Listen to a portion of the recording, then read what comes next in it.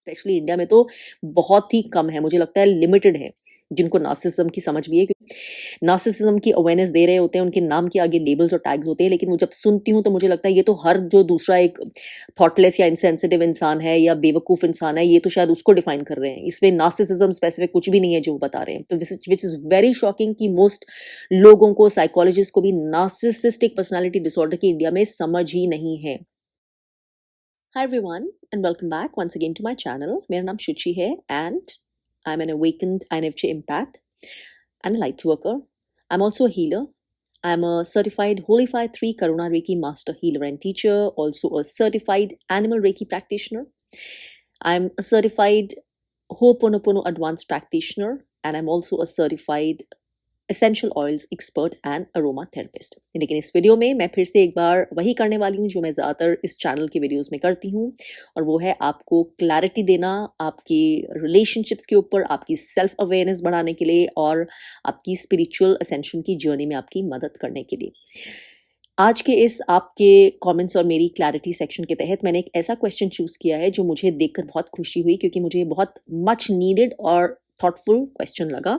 ये सवाल पूछा है रिया ने और वो पूछती हैं, how to identify narcissist, what if I am simply angry with him but labelling him narcissist wrongly. यानी कि मुझे कैसे पता कि मैं उसको मिस लेबल नहीं कर रही हूँ, गलत लेबल नहीं कर रही हूँ नार्सिसिस्ट सिर्फ इसलिए क्योंकि मैं उससे नाराज हूँ या गुस्सा हूँ।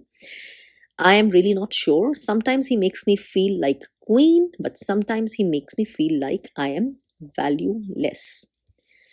तो वेल ये क्वेश्चन मुझे बहुत ही अच्छा लगा, मच नीडेड है, और इसके ऊपर मैं ऑलरेडी वीडियोस बना चुकी हूँ खुद से, क्योंकि this is very important to know, और उन वीडियोस का मैं लिंक यहाँ पर शेयर कर रही हूँ और वीडियो डिस्क्रिप्शन में भी इंक्लूड कर रही हूँ। लेकिन इससे पहले मैं आगे बढ़ूं सवाल की तरफ, मैं आपको फिर से क्विकली रिमाइंड करना चाहती हूँ कि अगर आप अपनी लाइफ के किसी भी स्थिति में स्टक फील कर रहे हैं, emotionally, spiritually, physically, mentally, psychologically, और अपना कोई ट्रॉमा है जो क्लियर नहीं कर पा रहे, आपको नहीं समझ आ रहा कि अपनी स्पिरिचुअल एसेंशन या अपनी लाइफ की जर्नी की प्रोग्रेशन आगे कैसे करें, इनर हीलिंग या इनर चाइल्ड के ऊपर काम कैसे करें, तो I would highly recommend you to consider my deep insightful 6 hour long Udemy ho'oponopono course, जो कि यहाँ पर वीडियो डिस्क्रिप्शन में लिंक दिया गया है। इसके साथ ही अगर आप मेरे बहुत रिसेंटली स्टार्ट किए गए रेकी हीलिंग और दूसरी हीलिंग भी जो शायद मैं उस पर करूँ, उस चैनल से कनेक्ट होना चाहते हैं, उसको सब्सक्राइब करना चाहते हैं अंतःसार, तो उसका लिंक भी यहाँ पर डिस्क्रिप्शन में, वीडियो की डिस्क्रिप्शन में दिया गया है। अब बढ़ते हैं इस क्वेश्चन के सवाल के जवाब की तरफ। तो वेल सबसे पहले तो ये क्वेश्चन इतना मुझे अच्छा इसलिए लगा क्योंकि ये थॉटफुल है, और बहुत ज़्यादा लोग जो नार्सिसिज्म के बारे में अवेयरनेस लेने की होड़ में लगे हुए हैं, वो अक्सर रियलाइज़ नहीं करते कि वो ये सवाल अपने आप से कर ही नहीं रहे कि पहले तो वो जिस इंसान को या इंसानों को, बहुत सारे इंसानों को ऑफन नार्सिसिस्ट करार कर रहे हैं, क्या वो इंसान या वो इंसान नार्सिसिस्ट है भी, या ये सिर्फ आपकी लैक ऑफ राइट अवेयरनेस है या मिस जज या मिस लेबल कर रहे हैं। और ऐसा मैंने बहुत देखा है। तो मैंने कभी कभी जो जैसे वीडियोस भी बनाए हुए हैं एनालिसिस करने के लिए, एक आध वीडियो रिलेशनशिप एनालिसिस, उसमें मैंने देखा है लोग जो पर्सनालिटीज़ होती हैं, स्पेशली अगर वो टाइप ए पर्सनालिटीज़ होती हैं, बहुत ज़्यादा असर्टिव, ज़्यादा ओवर कॉन्फिडेंट, थोड़ी सी जो अग्रेसिवनेस की टोन पे भी कभी कभी आ जाती है, उनको लोग ऑफन बड़ी आसानी से नार्सिसिस्ट लेबल कर देते हैं। This is a pure sheer lack of awareness and misunderstanding, और ये इसलिए भी ज़रूरी है एड्रेस करना, क्योंकि जब तक आपको यही समझ नहीं है कि कौन नार्सिसिस्ट नहीं है, तो आप एक्चुअली वो जो नार्सिसिज्म की सारी अवेयरनेस है उसको रूइन कर रहे हैं, उसको डैमेज कर रहे हैं। उस टॉपिक की अवेयरनेस जो इतनी इंपॉर्टेंट है सबके लिए होना अभी की दुनिया में, वो उसके आप कंट्रीब्यूट नहीं कर रहे हैं बल्कि उसको नुकसान कर रहे हैं। जो लोग उसकी अवेयरनेस के लिए काम कर रहे हैं, आप उनके काम में हेल्प नहीं करवा के उस टॉपिक को आप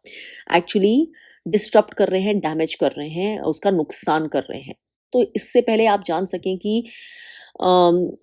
नार्सिसिस्ट के साथ आप हैं या आपकी ज़िंदगी में कहीं ना कहीं कोई नार्सिसिस्ट है, आप क्या कर सकते हैं, आप अपने आप को कैसे बाउंड्रीज लगा सकते हैं, कैसे हील कर सकते हैं, कैसे डिस्टेंस कर सकते हैं, क्या कर सकते हैं, क्या नहीं कर सकते, कितने परेशान हैं या नहीं, कैसे अपनी पावर वापस ले सकते हैं, जिसके ऊपर मैंने ढेर सारे वीडियोस बनाए हुए हैं जो यहाँ मेरे चैनल की एक से ज़्यादा प्लेलिस्ट में अवेलेबल हैं, so please make use of them. लेकिन इससे पहले आप वो करें, आपको ये जानना पहले, फाउंडेशन उसके ऊपर सारी कहानी बना ली, सीढ़ियाँ बना ली, लेकिन ये फाउंडेशनली श्योर ही नहीं है कि वो इंसान जिसके बारे में आप ये सब पता कर रहे हैं और जान रहे हैं और अपनी स्टोरीज शेयर कर रहे हैं चैनल पे, वो नार्सिसिस्ट है भी कि नहीं। क्योंकि ट्रस्ट मी, अधिकतर लोग जो एक बहती गंगा में हाथ धोते हैं या वो अपनी सॉफ्ट स्टोरी बताते हैं, वो बहुत ऑफन ऐसे भी होते हैं जो नार्सिसिस्ट जिसको बोल रहे हैं वो नार्सिसिस्ट है ही नहीं। क्योंकि काश हमारी सोसाइटी इतनी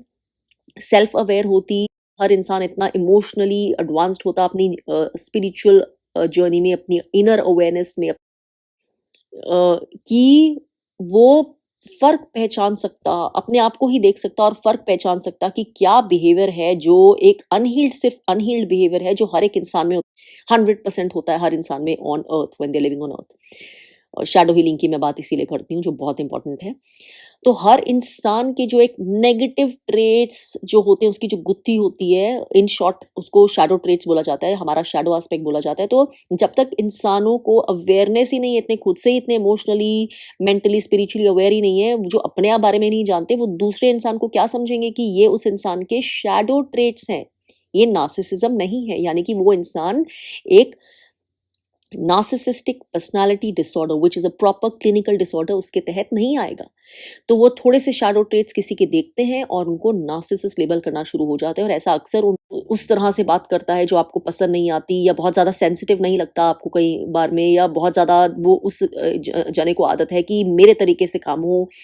या बहुत ज़्यादा ओवर वो अपने बारे में असर्टिव हो जाता है। इसका मतलब ये नहीं है कि वो नार्सिसिस्ट है, that's just a personality type.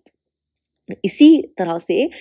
हर इंसान, जस्ट बिकॉज उसका बिहेवियर आपको पसंद नहीं आ रहा है over a period of time, या सर्टेन टाइम्स रूड लग रहा है, या अनोइंग लग रहा है, या कंट्रोलिंग लग रहा है, या मैनिपुलेटिव लग रहा है,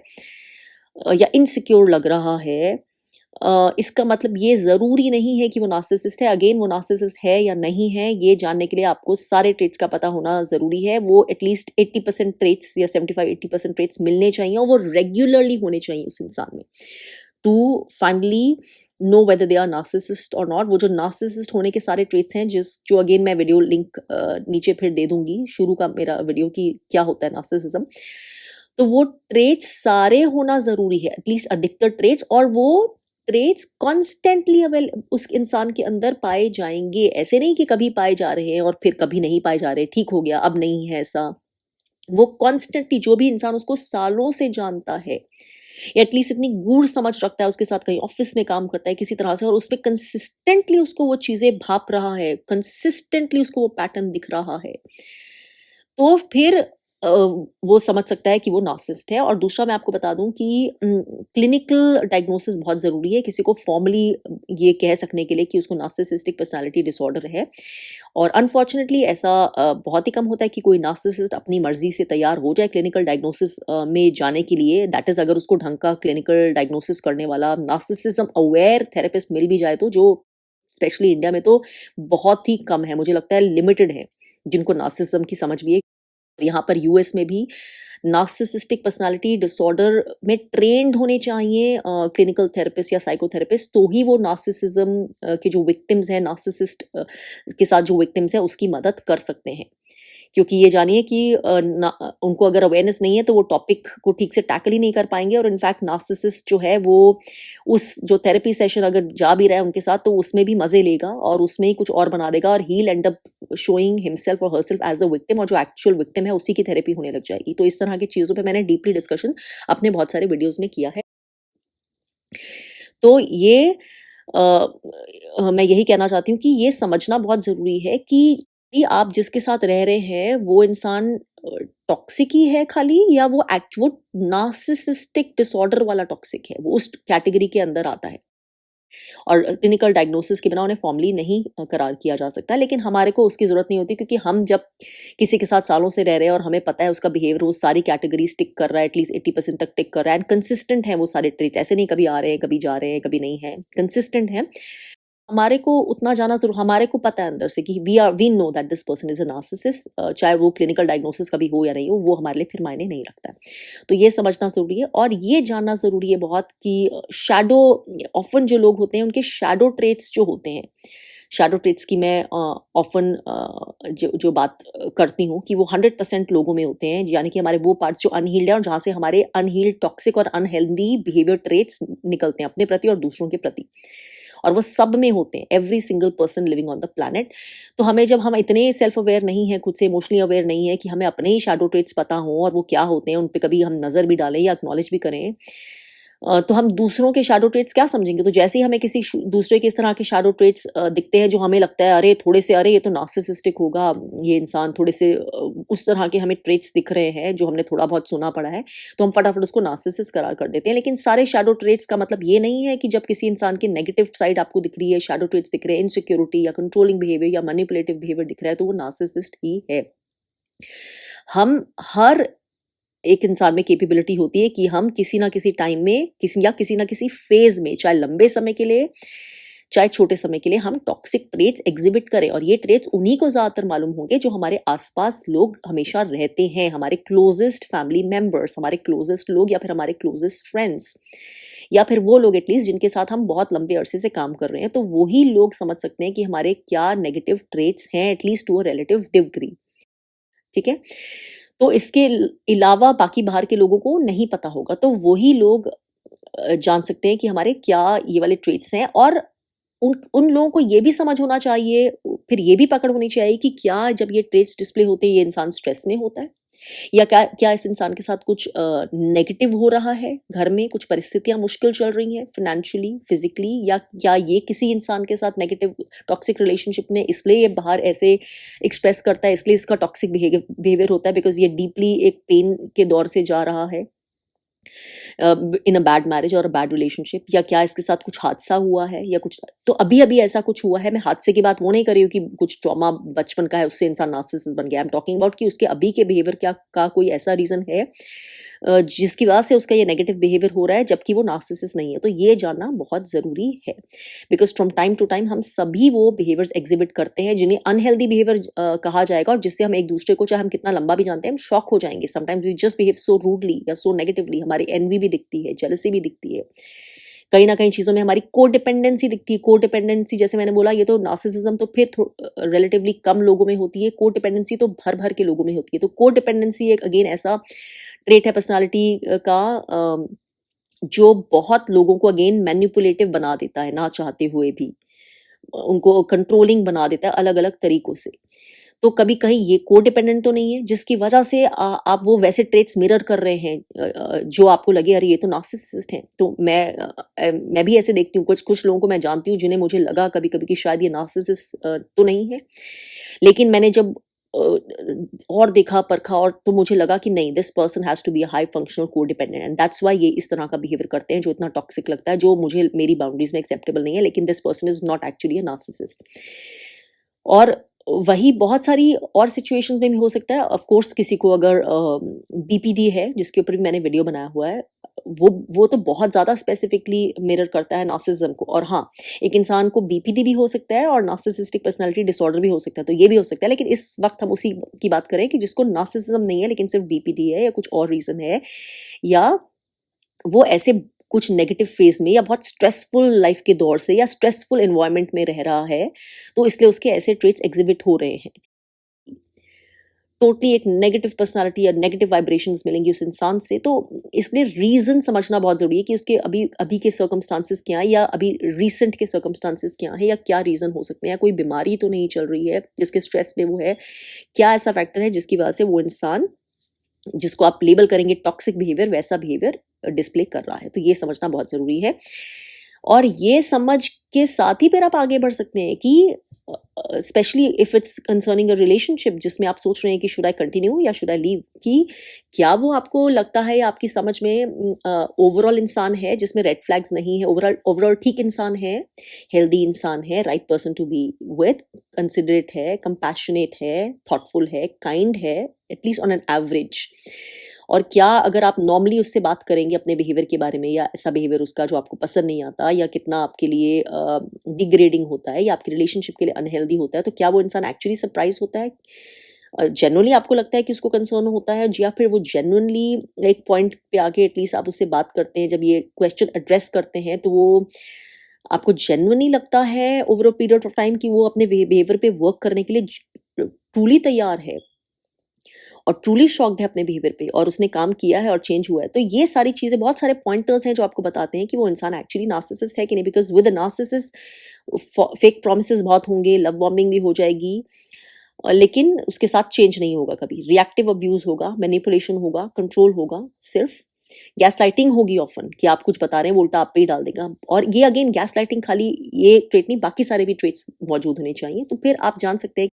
कुछ स्ट्रेस की वजह से या कोई करंट सिचुएशन की वजह से या कुछ मिसअंडरस्टैंडिंग हो गई आपकी वजह से या किसी और ने क्रिएट कर दी मिसअंडरस्टैंडिंग इस वजह से या फला फला रीजन की वजह से वो बिहेवियर आपके साथ ऐसा कर रहा है, तो आप एटलीस्ट समझ जाएंगे कि नहीं, this is narcissistic personality disorder and you know thoroughly, you have thoroughly done your research, you have thoroughly observed enough amount of time और आपको ये पैटर्न दिखता है। एंड आई विश कि और लोग ये क्वेश्चन पूछते, क्योंकि अगर ये क्वेश्चन नहीं पूछ के बहुत सारे लोगों को हम लेबल कर देते हैं नार्सिसिस्ट, तो वो नार्सिसिज्म के टॉपिक पर आप सोचिए जो इतने सारे लोग वीडियोस बनाते, ठीक भी वीडियोस बनाते, कितना डैमेजिंग है वो। एक तरफ से अवेयरनेस के लिए अच्छे वीडियोस बन रहे हैं, दूसरी तरफ से सारे लोग ही नार्सिसिस्ट वर्ड को ऐसे यूज कर रहे हैं दाएं बाएं गाजर मूली की तरह कि फिर वो टॉपिक का और उसकी अवेयरनेस का कुछ मायने ही नहीं रहा, फिर तो टॉपिक ही डिस्ट्रॉय, वो तो कुछ से कुछ बन गया और फिर जो एक्चुअल नार्सिसिस्ट है उसको आप पहचान ही नहीं पाएंगे। एक्चुअल नार्सिसिस्ट भेष बदल बदल के निकल जाएगा और वो सक्सेसफुल हो जाएगा शायद गैस लाइट करने में या उंगली दूसरे पे उठा के बोलने के लिए कि ये नार्सिसिस्ट है, क्योंकि लोग और ऐसे सर्कमस्टांशियल एविडेंस देने की वजह से, क्योंकि लोगों को पता ही नहीं है एक्चुअली कि किसका जो नेगेटिव बिहेवियर आ भी रहा है वो नार्सिज्म की वजह से आ रही है किसी से। और ये इसलिए भी और इम्पोर्टेंट है कि कहीं आप एक्चुअली नार्सिसिस्टिक जो किसी नार्सिज्म के जो विक्टिम है उसका, किसी नार्सिसिस्ट का, उसको तो ही नहीं लेबल कर रहे नार्सिसिस्ट, बिकॉज उसके बारे में आपको बहुत सारे लोगों से ऐसा कुछ सुनने को मिला है, again may be through a smear campaign, या क्योंकि उसको इतनी गैस लाइटिंग हुई और इसने इतना ट्रॉमा सहा है, इतना स्मेयर सहा है कि वो बहुत ज़्यादा क्लोज्ड हो गया है, या उसको एक बाउंड्री लगानी पड़ रही है और उस बाउंड्री लगाने की वजह से आपको लग रहा है कि अरे वो तो ऐसे ऐसे बिहेव कर रहा है। और क्योंकि आपको नार्सिसिस्ट ने या नार्सिसिस्ट के फ्लाइंग मंकीज ने ऑलरेडी कान भरे हुए हैं, तो आपको देखने से लग रहा है कि हाँ बिहेवियर तो इसका ही गलत है। तो कहीं आप ऐसा तो नहीं कर रहे कि जो एक्चुअली विक्टिम है उसको नार्सिसिस्ट लेबल कर रहे हैं, उसके बिहेवियर को आपको लग रहा है ये गलत है, या क्योंकि वो इसलिए वो भरा हुआ है या गुस्से में है और हर्ट है इसलिए उसका एंग्री बिहेवियर दिखता है, इसलिए उसका आपको बिहेवियर उस तरह का दिखता है जो आपको हेल्दी नहीं लगता। रीजन हो सकता है, तो बहुत सारे रीजंस हो सकते हैं। ऑब्वियसली इस छोटे से वीडियो में मैं वो सारे बखान नहीं कर सकती। और अंत में मैं यही बोलना चाहूँगी कि नार्सिसिस्ट है कि नहीं, फाइनली वो फ़र्क नहीं पड़ता किसी इंसान का डायग्नोसिस हुआ है कि नहीं, आपको पता है कि नहीं कि वो एक्चुअली लेबल करा जा सकता है एनपीडी के अंदर या नहीं। अगर वो टॉक्सिक है और उसकी टॉक्सिसिटी को आपने बहुत बेनिफिट ऑफ डाउट्स दिए हैं, बहुत कोशिश की, उस इशू को एड्रेस करने की कोशिश की है और वो नहीं हो रहा, आपके साथ व्यवहार वैसे ही चल रहा है, आपको अब्यूज्ड फील हो रहा है कितनी भी तरह से, आपको गैसलाइटेड फील हो रहा है, जो भी आपको फील हो रहा है उसके साथ आपका जो रियल एक्सपीरियंस है डिस्पाइट गिविंग इट टाइम, और वो चेंज नहीं हो रहा है, तो आप का पूरा हक बनता है जो भी स्टेप्स अपने आप को प्रोटेक्ट करने के लिए लेने हैं या उस रिलेशनशिप को अंत करना है, वो आपका पूरा हक बनता है। आपको ये जानना ज़रूरी नहीं है कि स्टेप लेने से पहले कि वो एक्चुअली नार्सिसिस्ट है कि नहीं, क्योंकि एंड में अगर आपको कोई थप्पड़ मार रहा है तो आप ये नहीं बोलेंगे अरे ये थप्पड़ नार्सिसिस्ट ने थोड़ी मारा है, ये तो दूसरे इंसान ने मारा है, ये सिर्फ टॉक्सिक है, नार्सिसिस्ट नहीं है, इसलिए आप थप्पड़ खाते जाएंगे। तो वो मायने एंड में नहीं रखता है। एंड में मायने यही रखता है कि आपने कोशिश कर ली, आपको लगा कि नार्सिसिस्ट नहीं है, सिर्फ टॉक्सिक है या कुछ स्ट्रेस्ड है या कुछ जिंदगी की परिस्थिति उसके साथ अच्छी नहीं है, इसलिए आपने बेनिफिट ऑफ डाउट एक्स्ट्रा दिया, आपने कोशिश की, एड्रेस करने की कोशिश की, सपोर्ट करने की कोशिश की, लेकिन फिर भी क्योंकि वो इंसान अपने ऊपर रिस्पॉन्सिबिलिटी लेने को तैयार नहीं है बिकॉज ऑफ विक्टिम मेंटालिटी और whatever, they are not just not ready, वो रिस्पॉन्सिबिलिटी नहीं ले रहे अपनी टॉक्सिसिटी के लिए, या they are too unhealed, they are too much in that zone जहाँ से वो निकलना ही नहीं चाहते, और आप वो toxic behaviour is getting too much and आप वो रिस्पॉन्सिबिलिटी अब नहीं ले सकते, आप वो बिहेवियर नहीं सह सकते, तो it's totally your right to stop that behaviour, to put an end to that relationship और to draw the right boundaries, whatever is right according to the case. तो चाहे आपको पता हो या नहीं, तो एंड में यही मैटर करता है कि toxic behaviour is toxic behaviour. हाँ, डील आप थोड़ा डिफरेंटली करेंगे when it's a narcissist and when you know it's not because of narcissism, लेकिन एंड में आपने प्रोटेक्ट तो अपने आप को करना ही है, बाउंड्री तो अपनी लगानी ही है। अपनी सैनिटी, अपनी पीस, अपनी मेंटल, साइकोलॉजिकल, फिजिकल होलनेस और वेलबींग आपकी सबसे प्राइमरी रिस्पॉन्सिबिलिटी है। This is also your spiritual responsibility towards yourself.